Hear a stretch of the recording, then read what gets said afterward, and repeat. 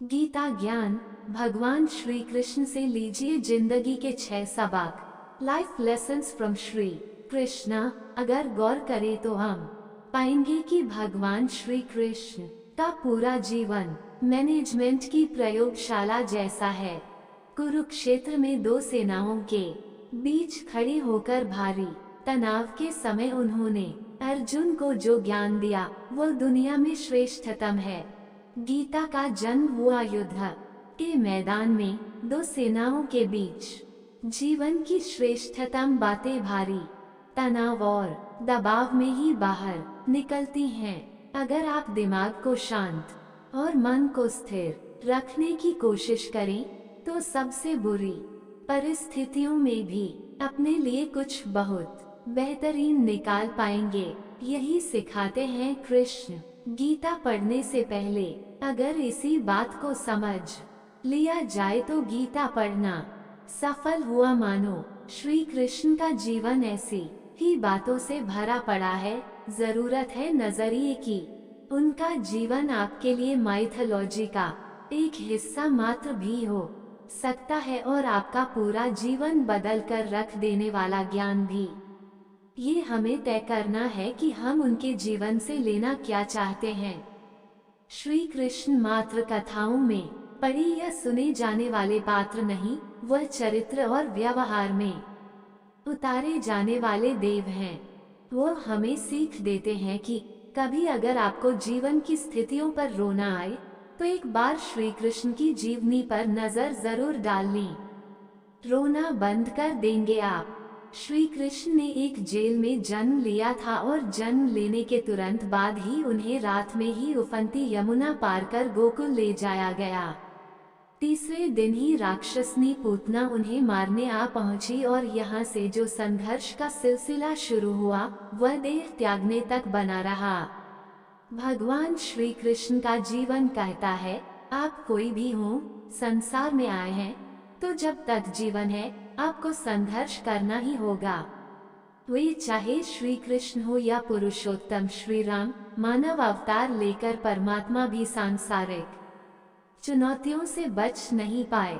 लेकिन श्री कृष्ण ने कभी किसी बात की शिकायत नहीं की, हर परिस्थिति को जिया और जीता।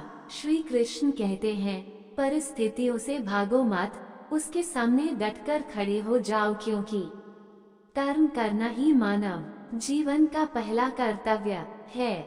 हम कर्मों से ही मुश्किलों को जीत सकते हैं। गीता का ज्ञान 2। शिक्षा वही जो अज्ञान घटाए, कौशल बढ़ाए। श्री कृष्ण ने अपनी शिक्षा मध्य प्रदेश के उज्जैन में सांदीपनी ऋषि के आश्रम में रहकर पूरी की थी। कहा जाता है कि 64 दिन में उन्होंने 64 कलाओं का ज्ञान हासिल कर लिया था। वैदिक ज्ञान के अलावा उन्होंने कलाएं सीखी। शिक्षा ऐसी ही होनी चाहिए जो हमारे व्यक्तित्व का रचनात्मक विकास करे। संगीत, नृत्य, युद्ध सहित 64 कलाएं कृष्ण के व्यक्तित्व का हिस्सा बनी। अगर आप विद्यार्थी हैं तो खुद को सिर्फ किताबी ज्ञान तक सीमित ना रखें। अपने कौशल पर ध्यान दें, हरफनमौला बने। अगर आपके बच्चे स्कूल में पढ़ते हैं तो उन्हें अपने व्यक्तित्व को कौशल समृद्ध करने को प्रोत्साहित करें। उनमें कोरा ज्ञान ना भरें। उनकी पढ़ाई ऐसी हो कि उनकी रचनात्मकता को नए आयाम मिले। 3। गीता तीसरी सीख है, प्रेम बचा रहेगा शेष, रिश्तों में करें निवेश। कृष्ण ने जीवन भर कभी उन लोगों का साथ नहीं छोड़ा जिनको मन से अपना माना। अर्जुन हो, सुदामा या फिर उद्धव, श्री कृष्ण ने जिसे अपना मान लिया उसका साथ जीवन भर दिया। रिश्तों के लिए उन्होंने कई लड़ाइयाँ लड़ी और रिश्तों से ही कई लड़ाइयाँ जीती। उनके जीवन का सीधा संदेश है, सांसारिक इंसान की सबसे बड़ी धरोहर रिश्ते ही हैं। अगर किसी के पास रिश्तों की थाती नहीं तो वह इंसान संसार में अच्छा जीवन नहीं जी सकता। इसलिए रिश्तों को दिल से जिएं और उन्हें प्रेम से भरपूर बनाए रखें। 4। गीता चौथी सीख कहती है, शांति की चाह बनेगी उन्नति की राह। श्री कृष्ण ने महाभारत का युद्ध होने से पहले शांति के लिए पांडवों और कौरवों के बीच मध्यस्थता की। हालांकि दोनों ही पक्ष युद्ध लड़ने के लिए आतुर थे, लेकिन श्री कृष्ण ने हमेशा चाहा कि कैसे भी युद्ध टल जाए। सबक यही है कि झगड़ों से कभी समस्याओं का समाधान नहीं होता। शांति के मार्ग पर चलकर ही हम समाज का रचनात्मक विकास कर सकते हैं। श्री कृष्ण ने समाज के लिए और मन के लिए शांति को ही सर्वोपरि कहा। उन्होंने समझाया कि कोई भी परेशानी तब तक मिट नहीं सकती जब तक शांति ना हो। शांति से ही सुख मिल सकता है, वह चाहे वैयक्तिक हो या समाज की। शांति से ही उन्नति संभव है। 5.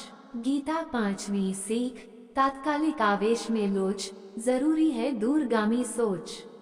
महाभारत की कहानी में जुए की घटना के बाद पांडवों को वनवास हो गया। तब श्री कृष्ण ने दूरदृष्टि दिखाते हुए अर्जुन को समझाया कि यह समय जाया करने के लिए नहीं, बल्कि भविष्य के लिए तैयारी करने का है। उन्होंने सबको महादेव शिव, देवराज इंद्र और देवी दुर्गा की तपस्या करने के लिए कहा। श्री कृष्ण जानते थे कि दुर्योधन को कितना भी समझाया जाए, वह पांडवों को कभी उनका राज्य नहीं लौटाएगा।